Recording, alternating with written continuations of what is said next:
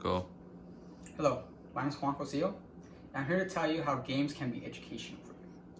Now, growing up, my parents always told me that video games are not educational. They're just bad. They're a bad influence on you.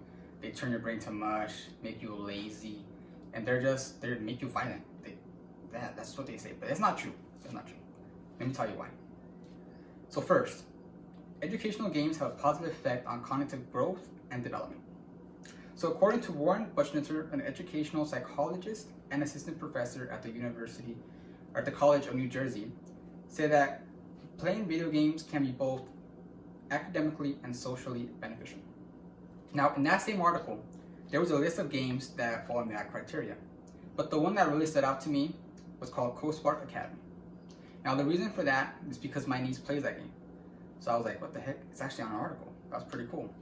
Now, that game, what it does, it teaches kids coding, math, innovation, problem solving, strategy, and logic. Now, I feel like that's true because, again, my niece is only 2 years old. She plays that game. I've seen her play that game. And she can do simple math, like 1 plus 1, 1 plus 2, and she can count to 10. And again, she's only 2 years old. And then also that game is really good because it's free on the iOS store, Android, and Kindle. So it's for free, so anyone can download it and use that app. So reason number 2, video games also improve and help develop one's motor skills. So according to a study in the National Library of Medicine, there was a study done with kids that have non-typical patterns of motor development. Now, what they did for this experiment or research, should I say, is so they had them in a control group and they all used the Wii, Nintendo Wii. So now what they did is they tested on a combination of balance, coordination, running, and jumping. Now the results show strong evidence that this actually helped them improve, especially in balance. Now this was more particularly true with kids that had cerebral palsy, but they had strong evidence that it really helped them develop their motor skills better. Now, another study done by researcher Lee of New York University, Shanghai, said that playing at least accessible games for a few hours a week help visual motor control skills for drivers. Now, this study concluded with that if you're an experienced driver, your best bet to improve these skills are to play FPS games. And that's more because of your peripherals. And that's what we use a lot in those FPS games. But if you're one that's a novice, your best bet is to do those driving simulators as you can get used to the road and actually drive. So that's your best bet. Now, my little brother started playing PC gaming.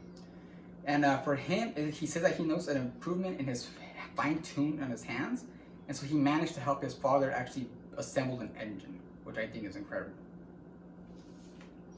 Now, third, video games help improve your mental health. And I think this is really prevalent in today's world.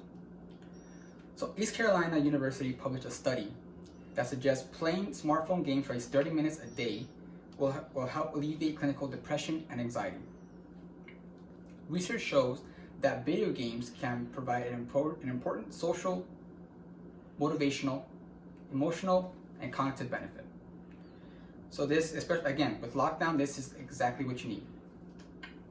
So now, according to Medical Daily, it says it helps you escape psychologically. It helps you escape your psychological daily world, When you're in a game, you're immersed in that game and you don't think about what's going on in the outside world.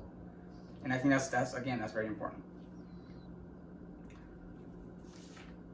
So then the first counter is that playing violent video games makes you more aggressive, and that is just not true. I've done a ton of research, and there's only one research according to Dr. Art, who is a cognitive scientist. He says that his research found that there was no correlation between the two. It's just non-existent. There are just some rare cases of a few people that just have some more aggressive tendencies, but they don't act upon that. And again, it's very rare. So there is really no correlation between the two. So the second one is playing video games makes one lazy. And like I mentioned earlier, my mom uses a lot growing up. She's telling me, don't play those video games, they just make you lazy. That is not true. Again, I've done a lot of research and I have found no conclusive evidence that there's any correlation between playing video games and being more lazy. So that's not the truth. Also, on that note, there's a one of the most popular video games to ever come out on the smartphone is called Pokemon Go. And you would think, oh, it's just like a normal game, you just play around. No. The whole idea of this game is for you to get out of your butt, get out of the couch, and go explore your city. So that game is forcing you to be physically active, not just sitting in your house all day playing. So that's just another example. So for my final call, I encourage all the parents to at least consider having your child play video games. As I mentioned, not only your child, but yourself too. As I mentioned, that video games have a lot of benefits, cognitively, mentally, and you can learn some life skills along with that too. But I think the important thing is that if you allow your kids to play, make sure you monitor them. Make sure you see what they're playing and set them, the amount of time that they should be playing. So finally, I like to conclude with just go out there and play games. Go out there, enjoy games, enjoy life.